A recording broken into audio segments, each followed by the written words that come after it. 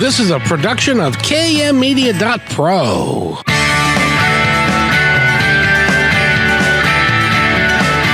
Welcome back to Positive Talk Radio. Our goal is simple: to explore evolving ideas one conversation at a time. So come on over into our world. I know you'll like it, because on today's show, well, you know, it's a great Friday afternoon, and you know what's happening this weekend, Nathan? What's happening? Well, it's actually not happening the weekend. It's happening right after the weekend, and this would be what would we call this weekend? The day where you get to be somebody else. Yeah. That's right. We have Halloween coming up on Monday, and so we've got a very special show for you today. It's going to be a lot of fun, and I hope you'll stay with us the entire time, because we've got a great gentleman. He's an author, and he's with us for the entire hour, and we're going to talk about some things. Well, let me read a review of his, which was, if you like old-fashioned creep fest stories with bizarre twists and turns, this anthology is for you. It's an almost nostalgic feel to it, reminiscent of old horror shows like Night Gallery. Remember Night Gallery? You're too young for that, probably, Nathan. Yeah, it doesn't sound familiar to me.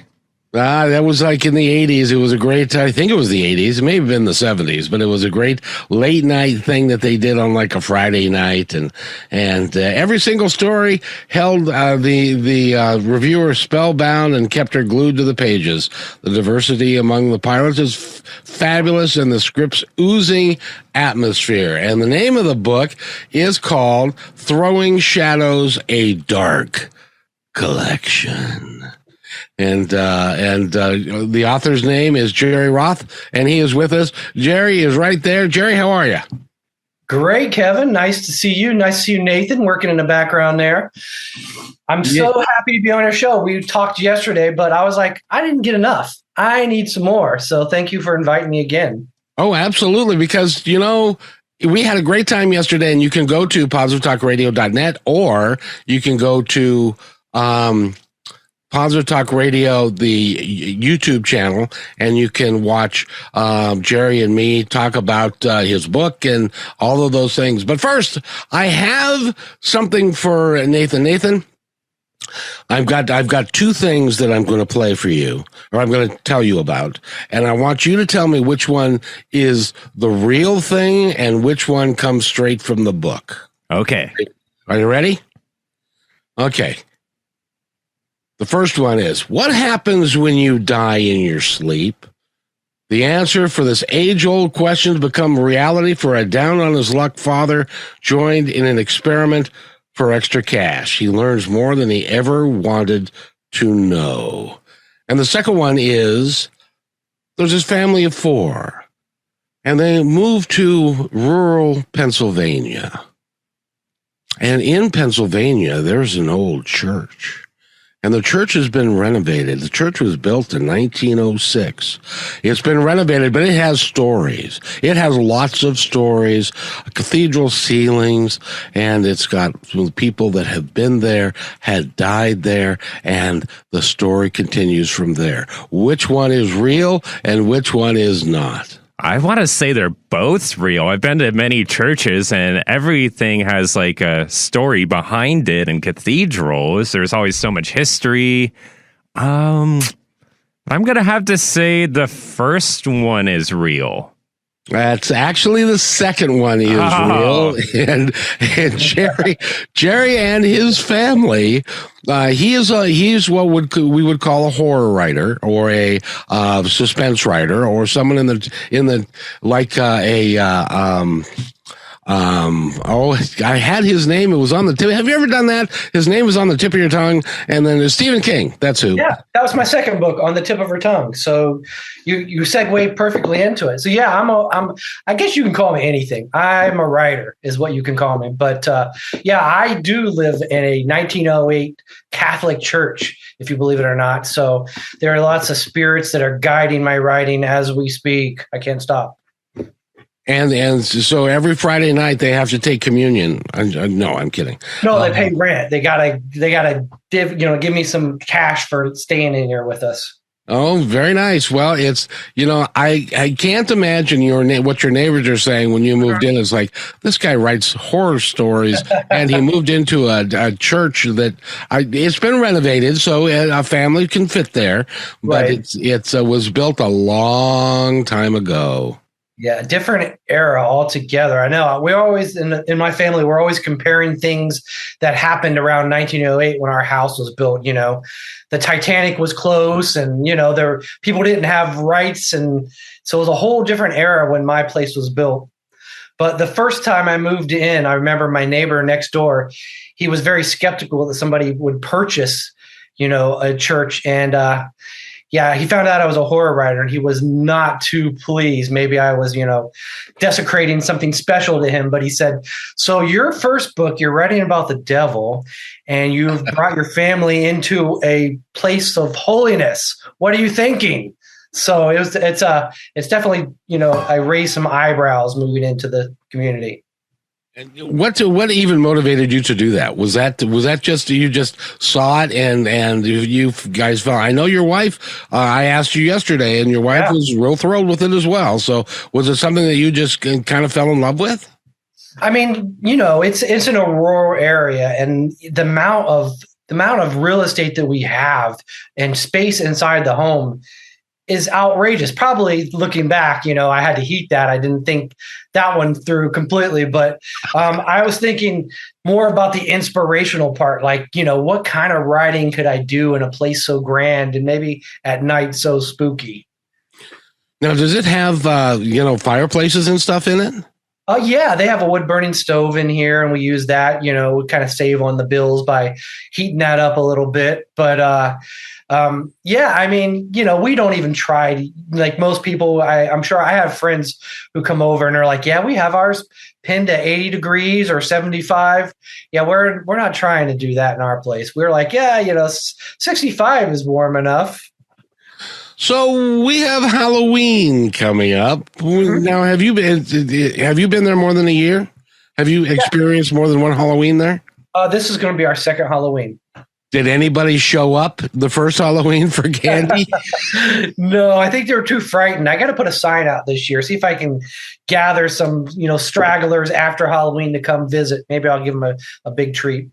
That would be interesting. So again, Jerry Roth is with us. He's got a book out that just came out now, and it's called Throwing Shadows, a Dark Collection. It's actually a collection of 9 different stories, and each one is a short story, and they're all really good and very interesting ways of you creating the writing that you do. Oh, thank you. I appreciate that. Yeah, it's like I said yesterday, it's a labor of love. Just creating 9 different stories. You're trying to satisfy everybody's taste with one book, and there's the challenge in it. But my goal was just to scare people, so that was maybe the effort that I put it all together. But the overarching theme that I have for the book is just kind of overcoming your fear. A lot of the characters are grounded in real life, but I wanted you to read it and say, what, I can relate to this character. And, they faced a challenge and a fearful. Now, whether they survive the challenge, that's a whole different story for the book. But, they've all had to face a challenge of fear and overcome it. I wanted to put a little spin of something positive about it. So you'll learn about, parents and children and friends and family who are under some extreme situations. And these are not, and I want to be clear here, these are not particularly what you would call slasher novels, or they're not grotesque in really any way. They're more psychological in nature. Would that be fair? Absolutely. Yeah. I mean, my first book I wrote, I used a lot of graphic detail with it because it was more horror based. But this one I would say is more creepy. It gives you a great atmosphere. I wanted to build attention and atmosphere, and then maybe some surprises at the end of some of them. So you can kind of, you work along with the character, and then you're like shocked. Maybe sometimes the rug is pulled out from under you, but all at the same time, trying to give you some scares. Now, by the way, since this is a live program, and you can always call us and talk to Jerry about his writing style or how he got into this, or if you are interested in being a writer, how can you go to the next step? And we'd be happy to talk to you about that today. So if you want to give us a call, Nathan, how do they get a hold of us? Just give us a call at 425-373-5527. We also have a toll-free phone line at 1-888-298-5569. So if creepy stuff is your bailiwick and you really would like to find out more about it, I can't think of a better author to have on the show. And I know this is Positive Talk Radio, and people are going, "What? It's Positive Talk Radio. What are you doing?" But you see, he is a very gifted writer in what he does, and it doesn't matter what the genre is. It's still he's a gifted writer, and it's important for us to talk about all of that. And he puts a positive spin on a lot of it as well, don't ya? Absolutely, yeah. I don't want people to think that every kind of writing, even horror, there's a whole broad spectrum of what you're going to find, and this book personally, I don't feel it's going to go over the edge with boundaries of something grotesque that you couldn't read, or it's nothing like that. It's more of something to put you in a great mood and an atmosphere for the holiday season. These are the times where people, they turn to scary movies or haunted hay rides, and I think this book will kind of fit in perfectly with that kind of mindset if you want to pick up something and maybe give yourself some shivers during this Halloween season. I mentioned to Nathan the story about the family of four that moved into an old rickety church. Have you thought about using that premise for a short story? Yeah, actually, you know what? I won't say that I haven't thought of it for a short story, but I'm currently writing right now a book based on my house as the setting. So two people move in and, some crazy things happen. It's definitely more of an adult kind of book that was going to be, but the title of that book is going to be A Ghost from a Yard Sale. And the premise is that a person moves into this house and they go to a yard sale and pick up one of those baby monitors for their new pet, something they do. And when they do, they bring along a ghost with them. So to this house that I live in. So I hope I don't bring any bad karma to my home by starting this story, but that's going to be the start of it. Now, you have obviously done a lot of research in the books that you've written and the kind of genre that you are in. Does the research that you've done indicate really that anything like this is real? I mean, like, are spirits real? Are ghosts happening or anything like that? There's a guy that's on KKNW quite a little bit. His name is Matthew Shea. And he likes to go to haunted houses or haunted places of business in the area, and then he gets stories from that. Do you get stories like that, or are they created directly from your mind? That's a good question. I mean, most of the time, everything is sort of, we're creatures of input. So everything that we've learned our entire life, any experiences, movies, we take in and sort of regurgitate for books, and I do the same thing. But I always feel like, your belief in something spiritual is so personal, like falling in love. And everybody has a different take on it. It's always different for each person. But, my belief's not going to be the same as your belief. But, there are too many things out there that I've seen and heard that I just can't say, I don't believe. So I always kind of say, maybe. And when I write to that, I open up the door of possibility. Have you ever had, at the church that you're living in, you ever had a experience that you cannot explain? I would not lie to you. I've had a lot of experiences. Even last night, me and my son were just watching TV, and we have a second floor, that's above us, before you get to the cathedral ceiling. Just an art space and an arcade we have set up there. And we were watching TV and we hear footsteps, and we think it's our dog that's gone up there, and the dog was sitting right next to us. So we're thinking, okay, does anybody want to check on that? And we just turn up the volume of the TV. and then go to bed and have a nice quiet evening in bed. And lock our doors. Which means nothing if it's a spirit, because it can go right through the door. Oh man, you just ruined my buffer. Now I'm going to be worried. Well, but the thing is, they can't hurt you, and most of the time they're benevolent, Yes. and they just haven't found their way to the other side yet.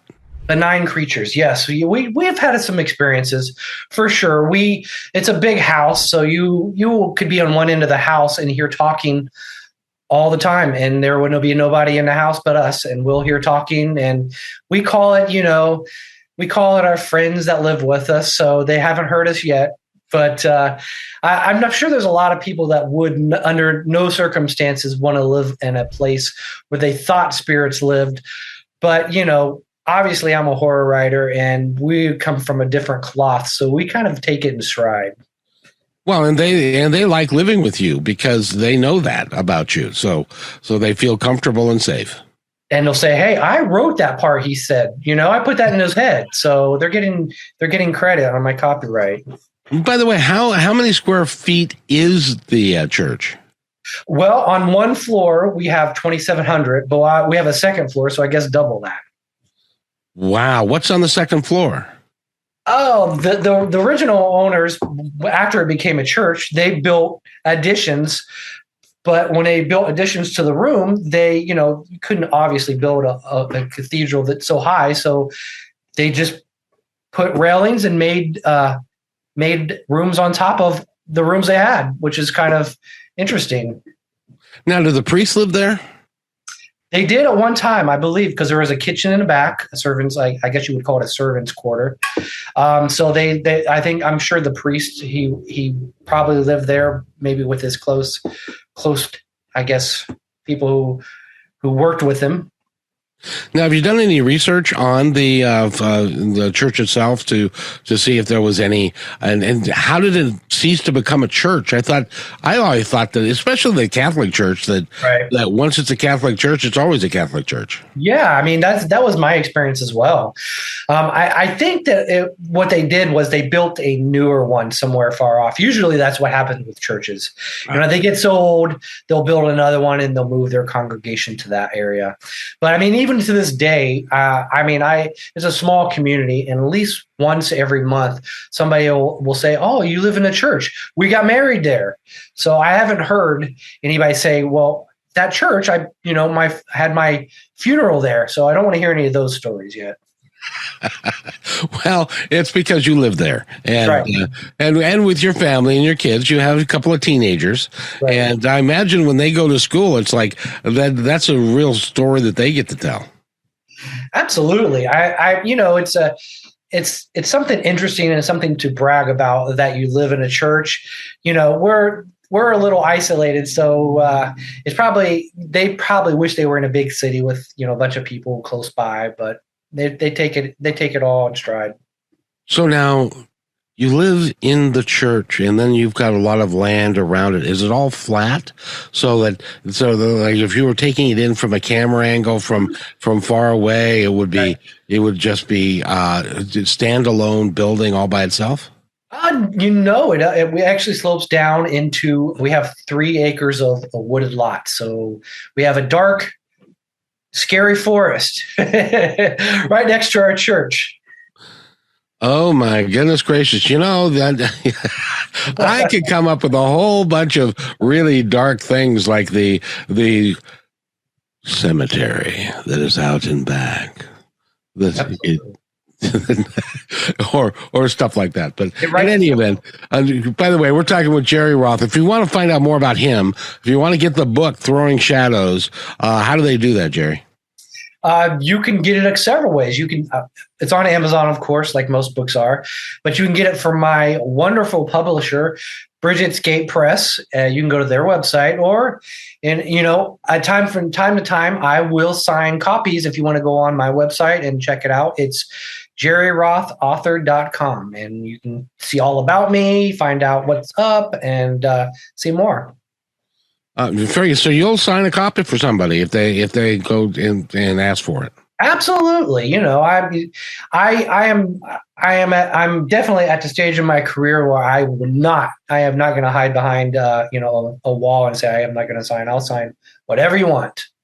Well, and the cool thing is you also were a screenwriter before you did this. Yeah, and you did screenwriting, and you actually had one that was almost published, but was not quite published. Right. Yeah. It was almost purchased for a film. It was one of my first, as actually maybe possibly my second screenplay that I ever wrote. That's kind of my entering into the writing profession, and I wrote it, a suspense. In my mind, it was sort of a fan fiction of Seven. If you've ever seen the movie Seven, I thought, how cool would it be to see a prequel, with Morgan Freeman's character in it, and what would happen if he was on another case? So, and it won many awards and almost optioned off to make into a film. But I got a lot of notes back to change it, and I was at the point in my career where I wasn't ready to kind of give up that control yet, so I had to pass. Oh, it would be awesome to work with Morgan Freeman and to develop a character for him and all of that. That would be just really special. Now, is there a difference between writing style between a screenwriter and an author? Oh, absolutely. Really when you do screenplays, brevity is what your best friend is, because you really don't have very much space to get your point across. So, you're going to use as many, descriptive words as you can, but in a small little, area. So you have to use your words, wisely and carefully. I think that's why I kind of moved away from screenplays. I just wanted that freedom to just express myself in books. Now, is it also like when you're doing a screenplay, that you're setting up? It's like a regular play. You're setting up the blocking. Absolutely. And what's happening within the framework of the shot and all that kind of thing. Yeah, I mean, if you look at a screenplay, it's really dry. You're saying location, and you're saying, words like fade in, and you're giving a brief, summary of what you're looking at. But dialogue is what pushing and driving your screenplays. So you are, in some ways, people love that. They don't have to, flourish everything on a page. They want to be able to give the scene and let the director make up his mind on his vision of the movie. It was interesting yesterday that when we were talking, and by the way, you can go on positivetalkradio.net and you can listen to that entire interview. We were talking about a young gal that is a writer, and I had no idea that you actually knew who she was or is. She's 14 years old. Her name is Shanti, and she's got like 9 or 12 or 14 books that are published now. 16. 16? The girl is prolific. I'm totally impressed with her. I don't know what I would give to be that together as a 14-year-old and doing anything, not just writing, but writing is for me, it's challenging. Can you imagine doing it at 14 and just being able to, put that many words on paper? And she was telling me the last time I interviewed her that she could write as much as 2,000 words an hour. Oh my gosh. That's a lot, isn't it? That's incredible. That is incredible. I mean, that's stream of conscious writing right there. That's just putting all of your mind and energy onto a paper, just letting it flow. So kudos to her. And I'm really proud of her. I try to watch all the new writers as they're coming up, and she is definitely one to watch. Imagine 16 at her young age. When she's my age, she's going to be a terrific, terrific writer. One of her books is 800 pages long. Wow. It was amazing. It was 3 inches thick. It was amazing to me. And it's a science fiction book. That's incredible. It was amazing. So how did you meet her? Did you just follow the new writers? Yeah, I just follow new writers. We haven't met personally, but I keep, I've been, watching some of these writers come up, and she's definitely on your radar. How could she not be? She's incredible. Yeah, indeed. So we need to take a break, but when we come back, I want to talk with you about your writing style. Where do the words come from? Where do the thoughts? Where do the ideas? Conceptually, where does all of this come from in your brain? And how does it go from your brain to the paper? And then all of that whole process of how it works. Can we talk about that? You got it. Awesome. Nathan, we're going to be right back. And I've got the commercials all lined up for me to play. And we will be right back. You're listening to Positive Talk Radio right here on KKNW, 1150 AM. Hey there. I'm excited that you're listening right now. And if you like what we're doing here, you're going to love positivetalkradio.net. On positivetalkradio.net, each show, which is recorded live, is packed with positive information, with real people discussing real issues and positive solutions that can work for everyone. I hope that you'll join us on positivetalkradio.net and listen to all 340 plus shows. I think it's worth your time. But then, that's just me. That's positivetalkradio.net, your home for great progressive, positive podcasts. When you want to say more than words communicate, you can with flowers. Your custom boutique floral studio in Bothell, Washington is anaturaldesign.com, connecting you to nature through the language of flowers. Where your people are is where our flowers are beautiful. Your success is our goal. Now through New Year's Eve, here's your exclusive bonus for being our appreciated listener. Type in promo code Positive Talk Radio at checkout to receive $20 off your order. Our gift to you for being here with us today. anaturaldesign.com. These days, it's difficult to be able to do it all, especially as a small business owner. Marketing your business can be really tough, especially developing a presence on social media, creating commercial content, and media production. That's where KMmedia.pro can help. You see, in addition to creating a great podcast called Positive Talk Radio, we also have a radio show, video, audio production, content creation, including commercials, video shorts and trailers, voiceovers, social media development, and so much more. It only makes sense to hire a pro to get your business noticed. That's what we do. Please visit kmmedia.pro for more information and to schedule a consultation to take your business stream to the next level. That's kmmedia.pro. Yes, we can.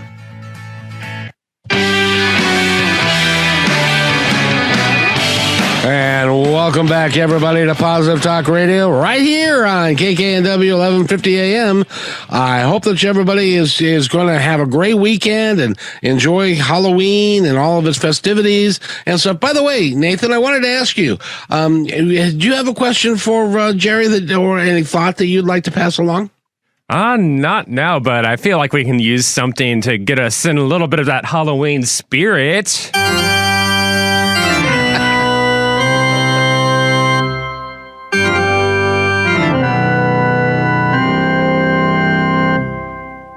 Perfect. And that sounds like, I got to ask you, in the church that you live in, is there still a organ there? No, there's not. We do have a bell tower though. So, and my kids will ring the bell on every holiday. So, and we have, I have a stepson, and every time he comes to visit us, he'll ring that bell to let my children know that he's arrived. So they get a kick out of it. There's not a guy with a humpback that lives up there, is there? Well, we haven't cleared out everything yet, so there could be. We're working on that. So I got to ask you, because I'm fascinated with the process, because people like you are able to write. And my favorite example of this is a songwriter, and you may have heard of him before. Mm-hmm. His name is Sir Paul McCartney, and he was asleep, and he woke up and he had Yesterday in his head. Right. The complete song Yesterday in his head. And he doesn't know where it came from. Nobody else knows where it came from. Does writing happen that way for you? Is it inspired? Does it just come through you? How does it work for you? Yeah, it's mostly like an exorcism. No, I'm a person who has trouble sleeping, so I have insomnia, which is the dreaded word for I can't go to bed. But when I do, after an exhausted night, I will usually have a lot of dreams, and sometimes they're not so pretty. And the first thing I do is I wake up and I try to jot them down or remember them, and they are sometimes the kernel of books that I'm writing. So I take inspiration from everywhere, but definitely I've had quite a few dreams that have turned into stories. I'm curious to know how somebody how you get so many dark ideas, and right. do you have positive ideas as well that you just are saving for another lifetime or another incarnation of yourself? I guess that there's always, every person is a half full or half empty kind of person, and I guess I would be leaning towards the half empty. I think, like you mentioned, Paul McCartney and John Lennon, they were the same way. Two sides of the same coin. Paul McCartney would write a lyric that was so positive, and John Lennon, who maybe had a little harder life, would always, put in some things that weren't so pretty, weren't so nice, a little darker. And I think I maybe lean towards the darker things in life, just because they interest me, not because I've had that horrible of childhood or anything, but I've always been attracted to the scary things in life. Well, it's interesting that you mentioned that, because Paul McCartney mentioned that very thing. He said one time, they were writing a book, writing a song, and his line was, it's getting better all the time. And John's line was, couldn't get much worse. Oh, yeah. Okay. I remember. Yeah, I think that's what drew to me. When I was a young teenager, John Lennon was like my idol. I loved listening to him, and I didn't care so much for Paul McCartney. But as I've gotten older, I realize, I've warmed up to all the comfortable lyrics that Paul McCartney does. It's so funny, the evolution of music changes you. It does. Now, I got to ask you, because there are times I remember exactly where I was when John F. Kennedy was assassinated. Right. I remember where I was when Bobby Kennedy and Martin Luther King. Do you remember where you were when you heard that John Lennon had been shot? I was in school. It was 1980, right? Correct. So I was in grade school still. And I remember back then they would turn on televisions. I don't know why they thought that was a great idea, but any kind of tragedy, they would wheel in a TV and we'd watch it. And that was one of those experiences. I remember them turning on, and we're seeing the headline news that he was shot down in front of his apartment. Yeah, that was a horrible experience. It was for the entire country, really. Right. But let's talk more about you and the current. Now, this book came out during this week, did it not? Absolutely. It just came out Tuesday. It's a brand new baby.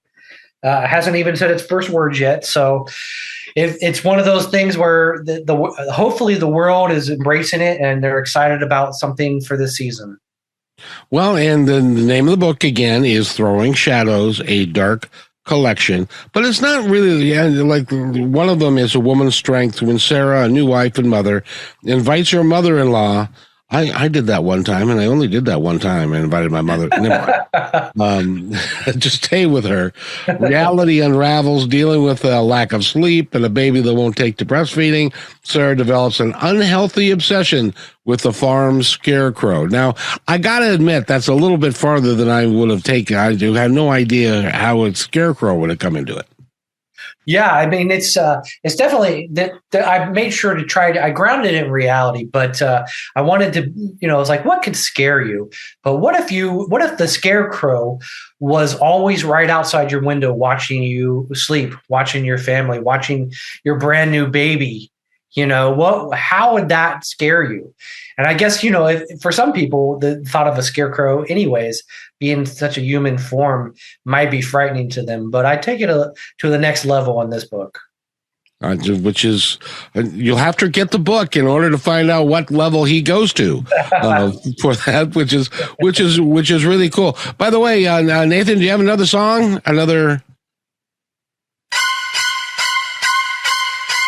One of One of my favorite Hitchcock movies of all time, Psycho.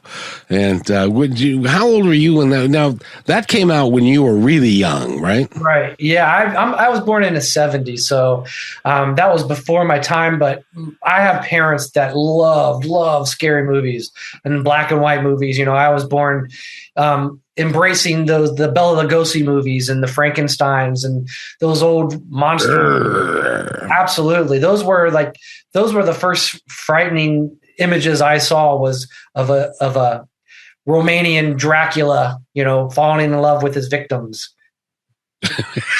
With them before and then killing them. I guess that's how it works. I didn't want to add that to this conversation, but yes, he would do that too. Well, you know what they call a beautiful young woman in Transylvania? What's that? Lunch. Or a drink or a cocktail. Or a cocktail.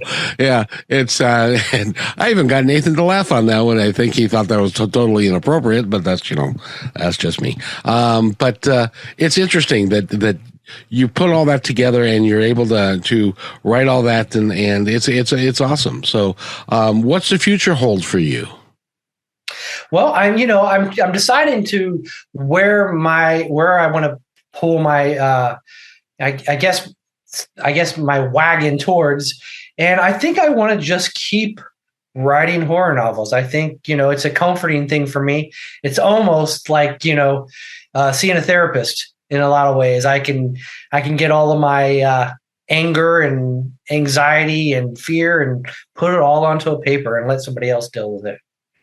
And you're a writer. You've got several books out, and you're continuing to do that. If somebody wants to be a writer but has got no idea how to start, can you give us some ideas on how someone can start? And the genre doesn't matter, but how they could start writing? Yeah, I mean, the old adage or the advice that people would give back when I was a kid was go to college. You can learn your trade and you can go out. And nowadays I say, don't go to college for that. Don't waste your money. Just start writing every day. Don't worry about the grammar. Don't worry about if it's perfect, and don't even worry about the editing part. Just start putting it on paper. And, for anybody who wants to write, you have to read widely. There's not really too many writers out there who don't read. So you got to, especially in the genre that you're excited about writing, pick up as many books as you can, find a favorite author, and you'll be surprised how fast your writing improves. So if you are like a Western writer and you go pick up, I forgot his name, but there are several Western writers that are prolific and they've written a lot of books, and so you would kind of not mimic them, but get an idea of their style of how it works and that kind of thing. Absolutely. I mean, I'm not even against mimicking because people, when you start learning your own voice, you're copying somebody else right away. And you probably will for the first few years of your writing career because you have no choice but to, steal from the best. I'm not saying steal their ideas or steal the work, but you hear a voice and you copy that and you see what's right for you, fit it on like a hat, and you move on until finally that hat is your own, and you're not really speaking in somebody else's voice anymore. And I just remembered the name of the gentleman. His name is Louis L'Amour. Yes, absolutely. He's a great writer. And one of the books that he wrote, now you see this happening with your work? One of the books that he wrote is called Hondo. And that became a movie that John Wayne starred in and became a big hit. This is back in the in the 60s somewhere. Right. And is that something that you can see that even though you're not writing a screenplay, that somebody could take your book and make it into a movie? I mean, that would be exciting. Everybody wants to see their babies or their children grow up and make it onto the big screen. I mean, everybody would love that idea. And I think truthfully, a lot of my books kind of lend themselves to movies because I still kind of kept the style of a cinematic, narrative when I write. So a lot of the things I have would probably make a pretty easy transition, but I just would have to, separate my feelings from it. So I just have to say, okay, it's your baby now. Please do whatever you want. That's the hard part is giving up that control. In any of your books, would you ever have the ones that are being? Oh, first of all, I got to ask you, why is it that the girls are the ones that always fall down? Everybody loves a damsel in distress, right? There's always somebody that you want to protect or save or help along the way. But I see a lot of these movies now, and I think the women are helping the men a lot more in a lot of the films I'm watching. So I think we're seeing a lot of reversal. Yeah, but in any of your books, does anybody hide behind the chainsaws? Just the dumb ones, but no, I wouldn't do that. I'm referencing a commercial that's out there right now. It's a great one, though. Yeah, it really is. But they can't get into the running car. What are you, crazy? I still love the scene where right after they get in there and are talking amongst themselves, and the serial killer rolls his eyes at the dumb teenagers. That's there's nothing better than that. That was a perfect part. Yes, indeed. And by the way, have you watched some of the horror movies, some of the slasher movies that are out there, like Halloween number 339? The new one is Halloween Ends. So,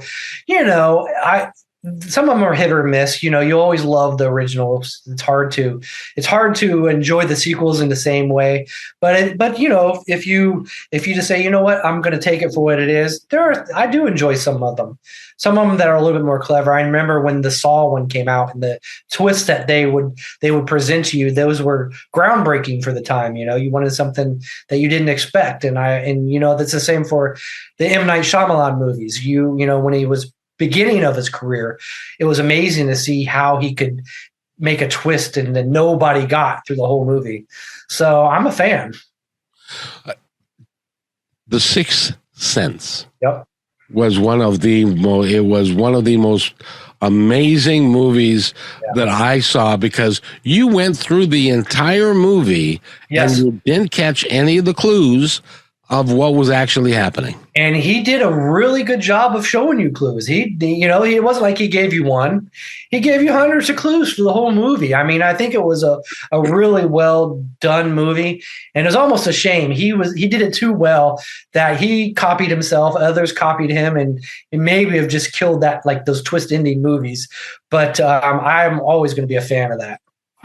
Yeah, well, that's one of those ones that you can only watch once, and you can't tell your friends that you've seen it because you can't tell them the end. Absolutely. So what is your favorite horror movie of all time? Oh my gosh. I always, and I know that, Stephen King would rap me on the knuckles if he heard me say this, but the Stanley Kubrick movie, The Shining, is always really one of my favorites. Here's Johnny. Yeah, I mean, it's visually so freaky and stunning at the same time, and he put so much hidden information in there that really, like, every time you watch it, you see something new, and it's overload really about what he's telling you or hiding from you or trying to explain or infer. I think it's an incredible masterpiece of filmmaking that wasn't even received very well when it came out. No, it's grown over time. It's become a cult classic. Nathan, are you into horror movies at all? I fell asleep during Texas Chainsaw Massacre. Little fun fact. I think I'm worried about you, Nathan. If you're falling asleep during those things, I'm worried about what you're doing in your free time. Well, one thing that always gets me is like demonic possession type movies like The Exorcist. Because those are real. Yeah, I'd say that's Texas Chainsaw Massacre was a real incident too, but that's something that really gets to me. The Exorcist is amazing. I remember when I first saw it, which I saw it as a drive-in at 5 years old, believe it or not. My parents took me to a doubleheader, and I watched that and a Disney movie called The Rescuers. And you are kidding me. Yeah, that's what parents did back there in the 70s and 80s. They just took you to whatever they were watching. And that happened to be The Exorcist. But then I found out later that, it was based off a true story, which was scary to me even more. And I've heard, and maybe I'm a little wrong, but I heard that, the actual person who was possessed had a waterbed in the first scene in their life that they remember being possessed was pushed onto their waterbed. And I remember at the time I was 5-year-old, so I had a waterbed. So the connection was frightening that I had a waterbed. I just saw The Exorcist, and I was wondering, okay, what does this world mean now? And I have to point this out for those of you that are not, like a little younger that may be listening to this show. There used to be a bed that was full of water, and then it had a heater underneath it, and then you would sleep on a wave of water. They don't even make them anymore. I don't know why. I loved my water bed until it kind of. They do make them, but they're not as good as like my son actually bought one. We went on Craigslist, and he wanted to experience he's like a big 80s guy now. He's like a little, he collects the VHSs and the cassette tapes, and we found him on Craigslist in an old waterbed, and it's probably the best thing that's ever happened to him. He cranks that thing up to 90 degrees in dead of winter and sweats while we're all freezing. So he's living the life with a waterbed, a little throwback. Yeah, I didn't know that they because I don't think they're being manufactured now. I think they still manufacture them, but they're the waveless kind that there aren't the full pockets of water like they used to have in the 70s and 80s. Oh, you had to have the full motion, especially if you were. Well, I can't go there. Never mind. Don't even. Nope. Mm-mm. That's a whole different thing. So Nathan, did you see The Exorcist? Of course. It was a long time ago, but I remember it really giving me nightmares for quite a while. I remember that, and I said this yesterday, that at school lunch the next day they were serving pea soup. And nobody had the pea soup because that's what she was when she was throwing up. That's what she was throwing up, was pea soup. Yeah. But in any event, by the way, we're talking with Jerry Roth. If you want to go find out more about him, Jerry, how do they find out more about you?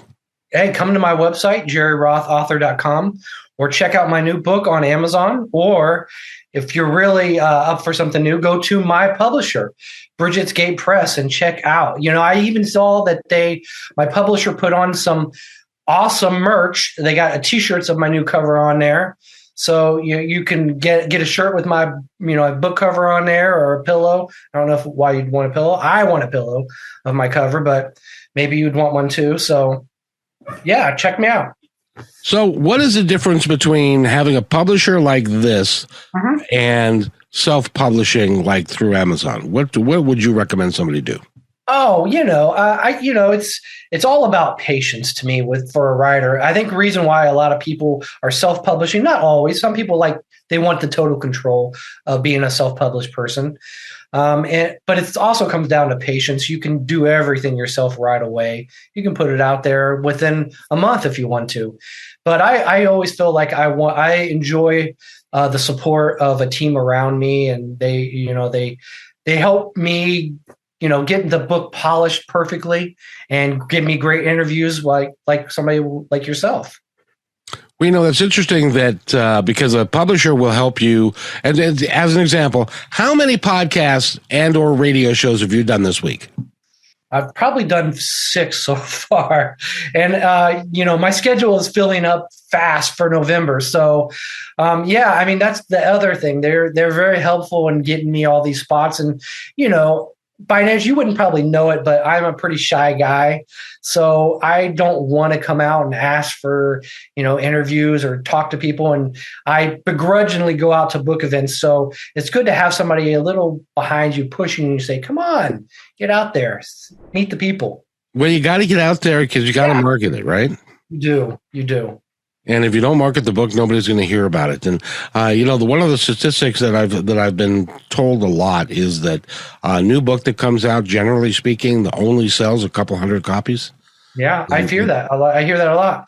I mean, I always say to people, unless you're one of the big, unless you're, Stephen King or Dinar Koontz or Anne Rice when she was alive. They're going to get those immediate, thousands and millions of sales. But for most people, it's a grind. You start out with your release and you're building a fan base for it over the whole course of a year until your next book comes out. Now, do you get fan mail? In this world that we live in now, it's all digital, but I get a digital fan mail. I'll get people who will drop into my DMs or IM me or email me and say how much they enjoy the book. But I think that's where the world is going now. Now, if I put out a newsletter, somebody will make a comment and talk to me. So it's a different environment we live in now. So what's rattling around in your head for another topic that you're going to write a book about? I want to do a Gothic thing. I'm thinking about doing some fantasy, but I thought about a supernatural villain who has powers with fire. I won't steal Firestarter. That's already been done, but I have a little idea up my sleeve that I'm excited about working on. Well, good for you. So it's going to be a superhuman individual who burns people up for fun. Oh man, you could cut right to it. Yes. I don't need a book. I just need a pamphlet. Or I'm gonna jot that down. That's right. The name of the book is Crispy Critter. No. 12 herbs and spices. Exactly. How many spices are in Kentucky Fried Chicken? Exactly. By the way, did you catch the show on Netflix about Jeffrey Dahmer? I saw the first episode so far, and it was very, very, very creepy. He was a creepy dude, man. And I think he's from Ohio, which is my home state. Every serial killer seems to come out of Ohio, and I'm getting very nervous. Wasn't the Unabomber from Ohio as well? That's a good question. Nathan, do you know that? Google is right at my fingertips. that's why you see Nathan comes across as being very, very, very learned, but it actually is because he's got Google at his fingertips. But he's also very smart. Yeah, we didn't have that. We just had the libraries in our day. I know. Then I had when I was in grade school. Now this predates both of you by a lot. Mm-hmm. There used to be something that called an encyclopedia, and there was a whole row of books, and it would be like A and then A and B and then B and C would be the different. And you'd go pick a book, and then you would read about the various things within the encyclopedia. Well, here's how old I am. I remember my parents, when you go to the grocery store, every week they would sell a different volume of it. And you could, if you had certain kind of things that you would buy as specials, you would get one. So, but usually the specials would end before you got all the way to Z. You'd be somewhere in the neighborhood of G, and then you'd be like, I didn't get the rest of them. Do you know there used to be actually a sales guy, and he was an encyclopedia salesperson? I've heard he would go door to door selling encyclopedias. Nathan, where was the Unabomber born? In Chicago. What's that? Pretty close to Ohio, though. Oh, but I thought he was when he didn't he have he probably could have moved there at one point. Yeah, I think he did. But it just says right here. That's all I'm finding right now is he was born in Chicago. Okay, because I think he has. Was it him or somebody else who had exotic animals that when he passed away by his own hand, he let all of his animals free on his land. It was like exotic tigers and lions, and I've always heard that story. Maybe I'm getting confused by another villain. There are so many, by the way. Now, have you ever thought about doing a horror novel that has got a hero attached to it who ultimately defeats the dark side? Yeah, I mean, well, I guess what I have done with my second one, I guess I wouldn't call it a horror, but it's a thriller with some elements of horror in there. It's called On the Tip of Her Tongue, and I wanted to do a different kind of story that had to do with a vampire. I can't tell you what kind of vampire this is, but the victim is a young girl who's a writer herself, who let's just say she loses her memory, and that's all I'm gonna say about how her memory is gone. But she kind of takes over. She kind of takes over and defeats the villain in this one.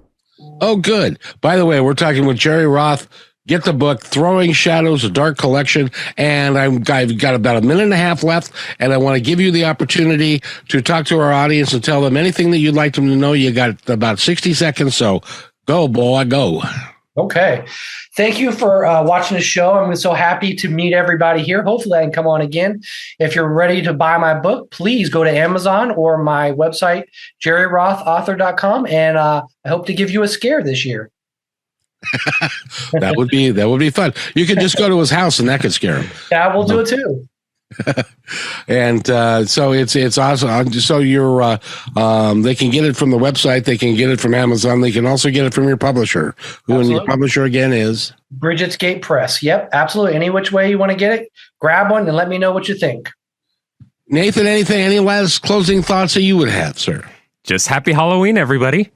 That's right. Halloween's coming up. And remember, make sure that you checking the candy that your kids come home with, and make sure everything's wrapped up in their original wrapper and all of that. And you guys know how to keep your kids safe.